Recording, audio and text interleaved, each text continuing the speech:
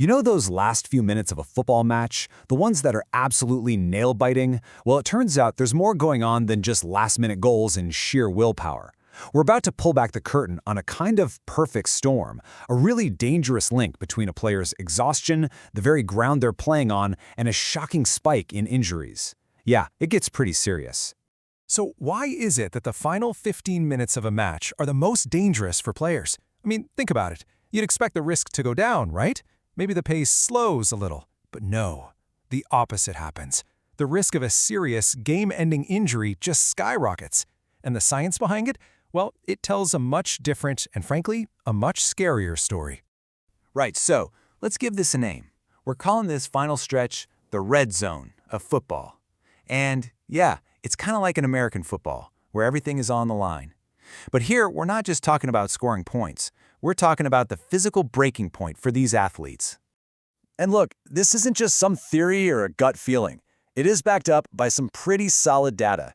You can see injuries happen all through the match, that's a given, but just look at that last time slot, 76 to 90 minutes.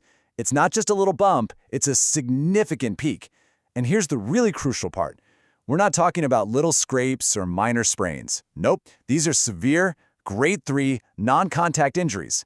The kind of injuries that can literally end a player's season. Okay, so what on earth is happening inside a player's body to create this dangerous red zone? It all comes down to one single, powerful word, fatigue. But hold on, it's way more complicated than just feeling a little out of breath. Let's really get into the science of how this breakdown happens. So muscle fatigue, it's not like a light switch that just suddenly flips off, you know?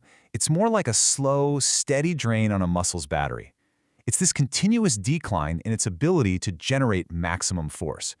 And over the course of a full 90-minute match, that decline becomes absolutely critical. It doesn't just affect the muscles, it affects the brain's ability to even control them properly. Now, when a player is fresh, their body has this incredible built-in defense mechanism. It's called muscle tuning. And honestly, the best way to think about it is like a high-tech, smart suspension system in a car. Before a player's foot even hits the ground, their muscles get a signal to pre-activate. They tense up just the right amount to absorb the shock and dampen all those harmful vibrations. It's this amazing subconscious process that protects their bones and joints from damage. But fast forward to the 75-minute mark, and that whole system is basically failing. This is the breakdown, right here. Their maximum force is down by as much as 25%. That means their joints are way less stable. Their muscle fuel, glycogen, is seriously depleted. And that critical muscle tuning we just talked about, it's totally compromised. The body's smart suspension system is pretty much offline. So now raw, unfiltered shockwaves are just traveling right up the leg with every step. And this is where the pitch itself enters the story. A surface that's supposed to be a stable, reliable partner in the game, it suddenly becomes this dangerous, unpredictable accomplice, especially for a player who's already exhausted and whose internal defense systems have basically shut down. Okay, let's break down a few scenarios. First up, a modern synthetic pitch. You know the ones. They're often filled with those little black rubber pellets. They're designed to cushion the impact and give back some energy. And look, when a player is fresh, this can feel fantastic, almost springy. But for a tired player, it's a trap. And here's exactly why it's a trap. That rubber infill, it returns the energy from an impact almost instantly. A fresh player with a sharp nervous system can actually sync up with that super fast rebound and use it to propel themselves forward. But a fatigued player, their reaction time has slowed down. There's a delay, and that means their whole neuromuscular timing is out of whack.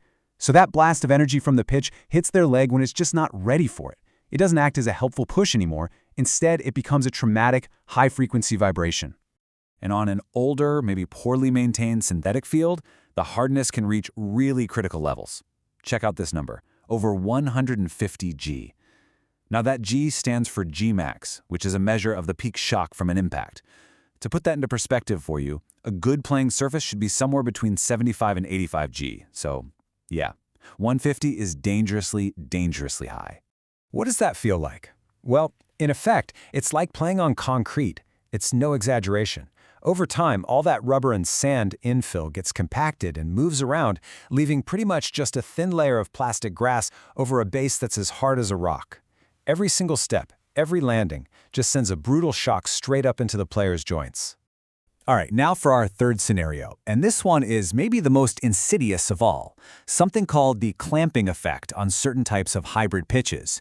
Now, these are the pitches that mix natural grass with synthetic fibers, and the scary thing is, they can actually get harder as the game goes on. Here's how. All the constant running and pounding vibrates the sand in the pitch. That sand then gets pushed down into the little holes in the rigid synthetic backing. And this packed sand literally chokes or clamps the natural grass roots. The surface transforms into a solid, unyielding slab, right at the exact moment when the players are at their most tired and vulnerable. So we've seen this perfect storm, right? A fatigued body meets a surface that's either dangerously hard or totally out of sync. And the result, all too often, is a serious injury. But what if we could engineer the pitch to be an ally instead of an accomplice? What if we could design a surface that stays safe and performs a high level from the first whistle to the very last? Well, this is a system called Powergrass, and its design is the absolute key. See, unlike those systems with a rigid backing, this one has a unique 3D elastic structure. And this design is so important. It's what stops that sand from migrating and compacting. It lets the natural grass roots grow deep and strong without getting clamped. And the crucial result of all that, the surface stays stable and consistent for the entire game. And the data really shows the difference this makes. This is looking at the pressure under a player's stud, deep inside the surface. On a compacted hybrid pitch, it's a staggering 459 kilopascals. That is a highly concentrated, incredibly stressful impact. Now look at Powergrass. That pressure is literally halved, down to 229 kilopascals. The force is just dispersed so much better, protecting the player's body from that damaging shock. So let's just recap the big advantages here. First, the hardness stays stable, and in that ideal Gmax range for the whole match. No dangerous hardening. Second, it does return energy, but it's a controlled viscoelastic response. That means it syncs up with the player's movement to help with propulsion, not hit them with a sudden shock.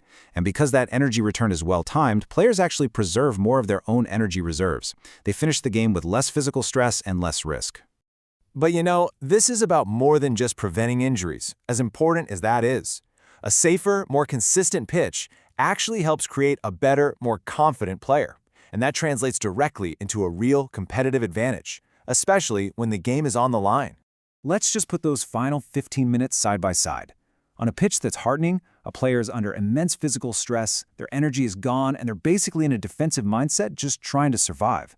But on Powergrass, with less stress on the body and more energy left in the tank, they have the physical reserves and, just as importantly, the mental confidence to keep attacking, to go for that game-winning play.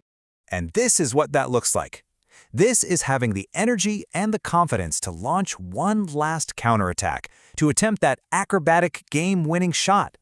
This is what becomes possible when a player can actually trust the surface beneath their feet, even in the 90th minute of the game.